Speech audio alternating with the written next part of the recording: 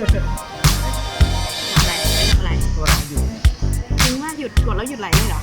อ๋ออากาศมันก็น่าอ๋อปุ่มแดงๆนี่ค่ะอ๋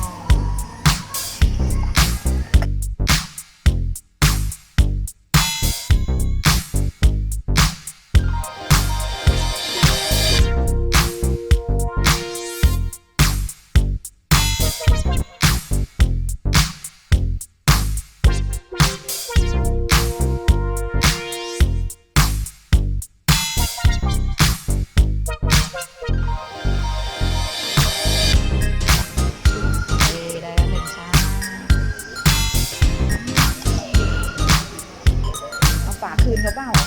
เนี่ยให้ครอบฝาคืนนะทุกคนเอาฝาครอบคืนทำเป็น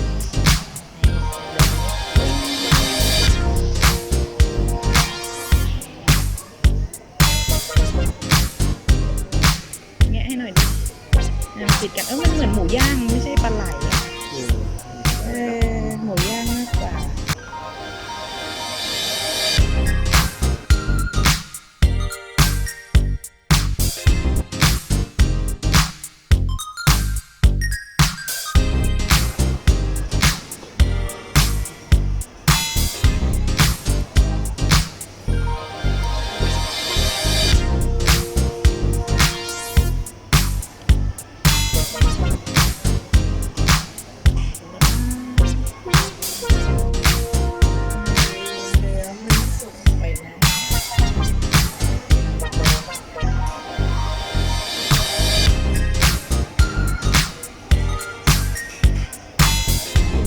ชิ้นได้ไหม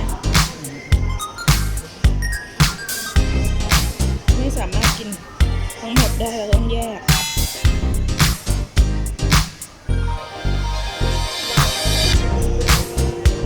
นี่จะยังยืดไหมอาจจะนานก็ได้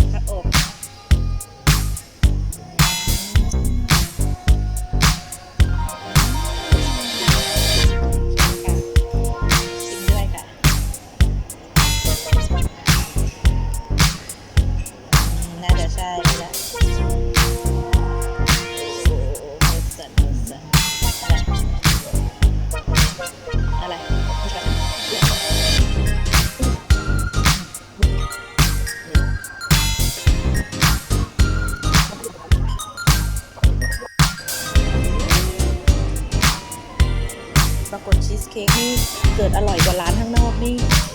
ตายไปเลยนะไอ้ร้านข้างนอกนี่เกือบ80เลยนะชิ้นนี้